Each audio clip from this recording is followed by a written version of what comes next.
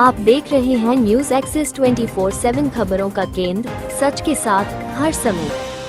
उत्तर प्रदेश विधानसभा में मुख्यमंत्री योगी आदित्यनाथ का आज का भाषण जहां सत्ता पक्ष के लिए उपलब्धियों का पुलिंदा रहा, वहीं विपक्ष ने इसे जमीनी सच्चाई से दूर बताया। मुख्यमंत्री ने बांग्लादेश की घटना, कानून व्यवस्था, किसान, बिजली, रोजगार, महिला सुरक्षा और विकास के तमाम आंकड़े गिनाए, लेकिन विपक्ष का सवाल है कि क्या केवल आंकड़े गिनाने से सच्चाई बदल जाती है। मुख्यमंत्री ने किसान को सम्मान का पात्र बताया, लेकिन विपक्ष ने पूछा कि अगर किसान इतना ही सुरक्षित और समृद्ध है तो आज भी गन्ना भुगतान को लेकर धरने क्यों हो रहे हैं, खाद बीज की कीमतें क्यों बढ़ रही हैं और ग्रामीण इलाकों में पलायन क्यों जारी है। महिला सुरक्षा के दावों पर भी सवाल उठे कि अगर प्रदेश में सुरक्षा का माहौल इतना बेहतर है तो महिलाओं के खिलाफ अपराधों में उत्तर प्रदेश देश में शीर्ष पर क्यों है। रोजगार और स्टार्टअप के दावों पर विपक्ष ने कहा कि युवा आज भी पेपर लीक, भर्ती में देरी और अस्थायी नौकरियों से परेशान है। मुख्यमंत्री ने बिजली उत्पादन और इंफ्रास्ट्रक्चर की उपलब्धियां गिनाई, लेकिन विपक्ष ने ग्रामीण इलाकों में बिजली कटौती और महंगे बिलों की ओर ध्यान दिलाया। स्वास्थ्य और शिक्षा के क्षेत्र में मेडिकल कॉलेज और योजनाओं के दावों के बीच सरकारी अस्पतालों में डॉक्टरों की कमी और स्कूलों में खाली पद सरकार की प्राथमिकताओं पर सवाल खड़े करते हैं। विपक्ष का कहना है कि मुख्यमंत्री का ये भाषण आत्ममंथन से ज्यादा आत्म प्रशंसा का उदाहरण है और प्रदेश की जनता अब भाषण नहीं, जवाब चाहती है। और अब जरा ध्यान से देखिए, यही है सदन में दिया गया मुख्यमंत्री योगी आदित्यनाथ का वही भाषण जिस पर सवाल भी उठ रहे हैं और जिस पर सरकार अपनी पीठ भी थपथपा रही है। सरकार को इस बात की चेतावनी देता हूं और इसीलिए हम कह रहे हैं नोट करना ये चीजें होनी चाहिए और हमारा भी प्रयास होना चाहिए। जब बांग्लादेशी को यहां से निकालेंगे और रोहिंग्या को यहां से बाहर का रास्ता दिखाएंगे तो उनके समर्थन में मत आना, क्योंकि उनमें से बहुत सारे लोगों के वोट आपने बनवाए हैं, उनके बहुत सारे लोगों के लिए आधार भी बनवाने का पाप किया है आप लोगों ने। इसलिए इन चीजों को ध्यान में रखना और एक एक चीज की स्क्रीनिंग होगी, बहुत प्रभावी कार्रवाई करेंगे। हमारे ही देश में रह करके हमारे लोगों के खिलाफ अपराध और वहां पे निर्दोष हिंदुओं पर अत्याचार करोगे, निर्दोष सिखों पे अत्याचार करोगे, यह स्वीकार्य नहीं हो सकता है। और यही आप करते हैं कि किसानों के बारे में भी आपका आचरण यही है। देखो, बांग्लादेश में एक दलित नौजवान को कैसे जला दिया गया। आप लोग गाजा पट्टी में होने वाले किसी भी उस पर आंसू बहाते हैं, लेकिन आपकी जबान से एक शब्द नहीं निकल रहा है, क्योंकि एक दलित नौजवान मारा गया बांग्लादेश में और उस नौजवान के मरने पर आपकी जबान सिल चुकी है, क्योंकि आप उसको केवल वोट बैंक के रूप में इस्तेमाल करते हैं। ये राजनीति नहीं है पांडे जी, ये राजनीति नहीं है, ये वो सच्चाई है जो आपकी तुष्टीकरण की नीति है, जिसके कारण बांग्लादेश बना है। अगर बांग्लादेश पाकिस्तान नहीं बना होता, इस तरीके से हिंदू नहीं जलाया होता, और जलाता तो फिर उसकी क्या दुर्गति होती या वह भी जानता। कल देखिए, शाही जी ने चौधरी चरण सिंह सीड पार्क का भी जमीन आवंटन का काम प्रारंभ कर दिया। अच्छा, किसान को अच्छा बीज मिले, अच्छी तकनीक मिले, कम लागत में ज्यादा उत्पादन। आपके समय में क्या होता था? लागत ज्यादा थी, उत्पादन कम था, बाजार नहीं था, किसान तबाह था, परेशान था, बिचौलियों के द्वारा लाभ ले लिया जाता था। आज किसान सुरक्षित है, किसान को योजनाओं का लाभ मिल रहा है। और कल चौधरी साहब के नाम पर कार्यक्रम था और इन सभी माननीय सदस्यों ने गन्ना मूल्य के बारे में कहा, हम लोगों ने दिया, लगातार दे रहा। यूपी आज के दिन पर देश के अंदर गन्ना उत्पादन का नंबर 1 का राज्य है। आपके समय में चीनी मिलें बिकती थी, बंद होती थी, वर्षों का गन्ना मूल्य बकाया रहता था, किसान तरसता था। अब यह स्थिति नहीं है। अब अन्नदाता किसान हमारे लिए वोट नहीं, वह सम्मान का पात्र है। आज उसको नए तकनीक के साथ आच्छादित किया जा रहा है। 22 लाख हेक्टेयर से अधिक भूमि को सिंचाई की सुविधा दी गई है। आप स्वीकार करें ना करें, लेकिन उस सच्चाई को जमीन पर देखेंगे तो ये चीजें आपको देखने को मिलेगी। और परिणाम क्या है? परिणाम है जो आपने 8% किसान विकास की दर रखी थी, कृषि विकास की दर, अब ये बढ़कर के 18% पहुंच चुकी है यूपी की कृषि विकास दर। एमएसपी के साथ ही डीबीटी के माध्यम से भुगतान करने में आज उत्तर प्रदेश देश के अंदर नंबर 1 स्थान पर है। आज यूपी उसका परिणाम है कि देश के अंदर कृषि योग्य भूमि का केवल 11% हिस्सा रखता है, लेकिन उत्पादन, अच्छा बीज, समय पे बीज, अच्छी तकनीक और बहुत सारी जगह 3-3 फसल अब किसान ले रहा। परिणाम है 21% देश का कुल खाद्यान्न अकेले यूपी आज पैदा कर रहा है, यूपी का अन्नदाता किसान पैदा कर रहा है। और प्रधानमंत्री जी ने प्रधानमंत्री किसान सम्मान निधि का लाभ भी यूपी के किसानों को दिया है और अब तक 94,668 करोड़ 58 लाख रुपए सीधे डीबीटी के माध्यम से एक अन्नदाता किसान के खाते में पहुंचा है। इसमें तो किसी को संदेह नहीं होगा, इसमें भी चेहरा नहीं देखा गया। किसान किसान है, आपके लिए वो भेदभाव का शिकार हो सकता है, हमारे लिए नहीं। हमारे लिए किसान किसान है। और गन्ना उत्पादन के बारे में जो कह रहा था, 55% गन्ना का उत्पादन देश के अंदर यूपी कर रहा है। यूपी के अंदर इथेनॉल उत्पादन में जो केवल 41 करोड़ लीटर था, आज 182 करोड़ लीटर इथेनॉल का उत्पादन अकेले यूपी कर रहा है, यूपी के अन्नदाता किसानों के माध्यम से हो रहा है। आज हमारे पास एक्सप्रेसवे, लॉजिस्टिक पार्क, किसानों की उपज को राष्ट्रीय और अंतर्राष्ट्रीय बाजार तक पहुंचाने के लिए एक बेहतरीन कनेक्टिविटी भी हमारे पास है। एग्रीकल्चर वैल्यू चेन के लिए स्टोरेज है, प्रोसेसिंग सेंटर है, कोल्ड चेन इंफ्रास्ट्रक्चर है और बड़े पैमाने पर आज यूपी के अंदर इस फील्ड में इन्वेस्टमेंट भी हो रहा है।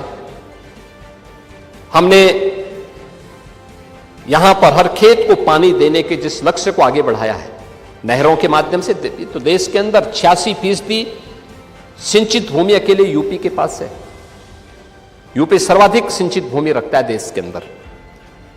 नहरों का, पाइपलाइन का, माइक्रो इरिगेशन का और तमाम बड़ी परियोजनाओं के साथ ही पीएम कुसुम योजना के माध्यम से भी 94,000 अन्नदाता किसानों को सोलर पैनल उपलब्ध करवाए गए हैं। और मैंने पहले कहा, किसानों को फ्री में बिजली, 16 लाख किसानों के ट्यूबवेल के बिल माफ करके सरकार उसके लिए पैसा उपलब्ध करवाती है। किसान आज उन्नत बीजों, प्राकृतिक खेती, ड्रोन, जलवायु और के अनुकूल आधुनिक तकनीक, इन सभी के माध्यम से आज खुशहाली से उत्तर प्रदेश के कृषि विकास दर को बढ़ाने की दिशा में तेजी के साथ आगे बढ़ चुका है और यह एक बड़ी दिशा में अच्छा कार्य हमारे अन्नदाता किसानों के द्वारा किया जा रहा है। महोदय, अन्य क्षेत्रों में भी उत्तर प्रदेश ने काफी बड़ा काम किया है। यानी गाय का दूध पीते हैं ये लोग भी, लेकिन गाय को दूध पीने के बाद छोड़ देते हैं। अब आपके वैसे भी आदत खराब है, कोई बूढ़ा हो जाता है उसको छोड़ देते हैं, निकाल देते हैं। लेकिन हमारी सरकार ने तो हर एक का हम ध्यान रखते हैं। 16 लाख से अधिक गोवंश के लिए गो संरक्षण स्थल बना करके सरकार कार्य कर रही है और 1500 रुपये एक गाय का अन्नदाता किसान अगर पालता है अपने घर में तो उसका वेरिफिकेशन करने के बाद भुगतान सरकार कर रही है। परिणाम है दुग्ध उत्पादन में अग्रणी राज्य है। स्मार्ट खेती, मिलेट्स यानी श्री अन्न की खेती के विस्तार में भी उत्तर प्रदेश ने देश के अंदर अग्रणी स्थान बनाया है। और संजय निषाद हैं, इन्होंने पांडे जी को कभी बुलाओ अपने यहां मछली खाने के लिए। मत्स्य उत्पादन में भी उन्होंने दुगनी हैं। पांडे जी मछली खाएंगे? रहे हैं ना? नहीं नहीं, मैं छीन के नहीं। आपके यहां आते कि नहीं आते हैं? हैं? अच्छा, आपके वोट बैंक को भड़काते हैं। भड़काते नहीं होंगे, खिलाते होंगे। खिलाइए लेकिन पिलाइए मत।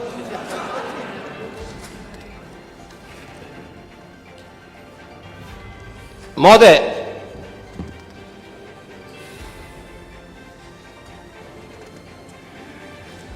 ऊर्जा के बारे में आज नेता विरोधी दल ने इसके बारे में चर्चा नहीं की और संभवतः वह, खैर अच्छा है, उनको बिजली मिल रही है उनको इससे, क्योंकि गांव में बिजली पहले मिलती नहीं।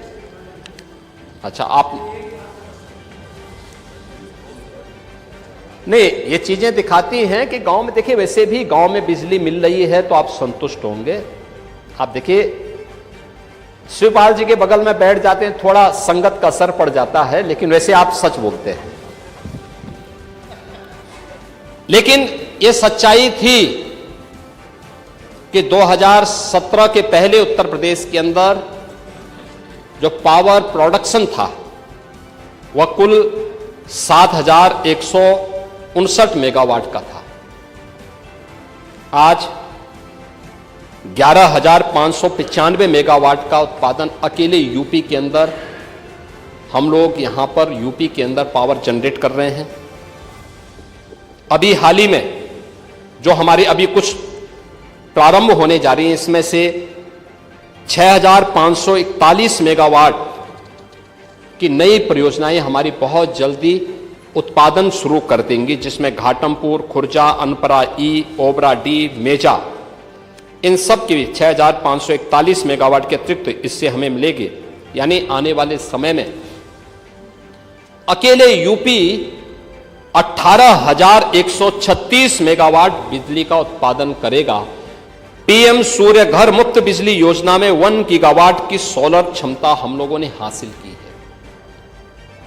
और यूपी देश के अंदर अग्रणी राज्यों में इसमें है, जिसमें सोलर पैनल किसी भी घर में लगेगा तो उस घर की बिजली का खर्चा आधे से भी कम हो जा रहा है।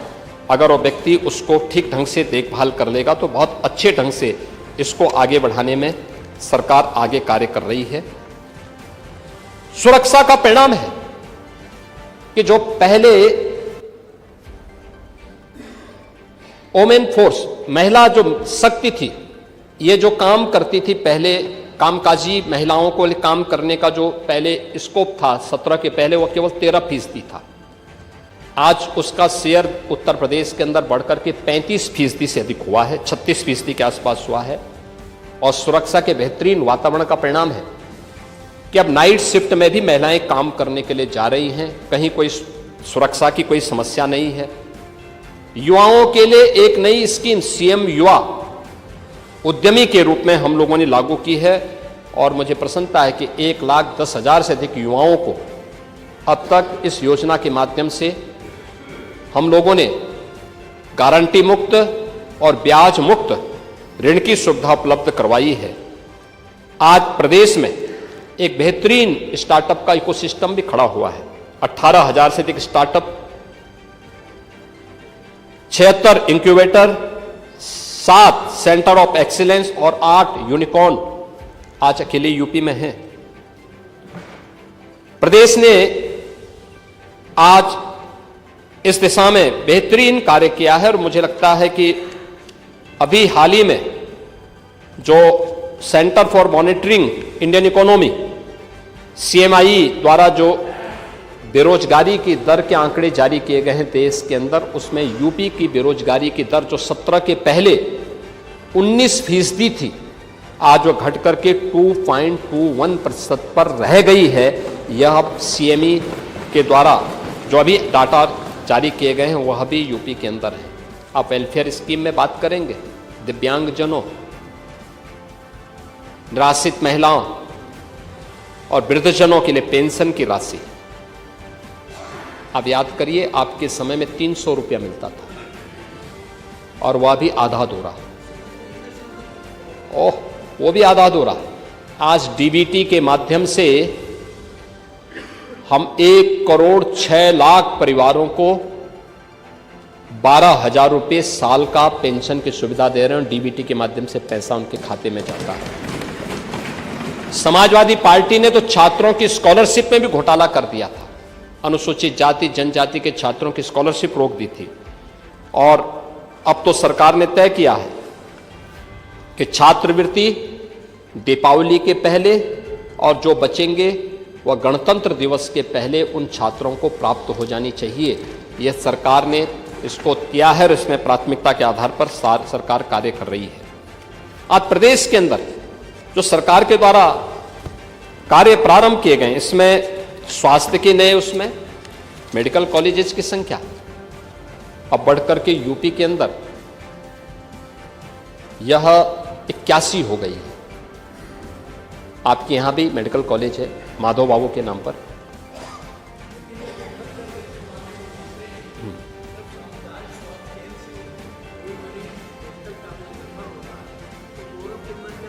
रेफर करते हैं गोरखपुर बाजार। ये सुरक्षा की गारंटी वहां मारे जा रहे हैं हिंदू, आप लोग नहीं बोलेंगे। एक कैंडल मार्च निकाल के चलते हैं गांजा के मुद्दे को लेकर के, लेकिन पाकिस्तान और बांग्लादेश में हिंदू मारा जाता है तो आपके मुंह बंद हो जाते हैं, क्योंकि मरने वाला हिंदू है, दलित है, आप बोलेंगे नहीं। और यही सच्चाई है। निंदा प्रस्ताव पारित होना चाहिए और यह प्रस्ताव नेता विरोधी दल की तरफ से आना चाहिए। इस घटना की हम भर्त्सना करते हैं और बांग्लादेश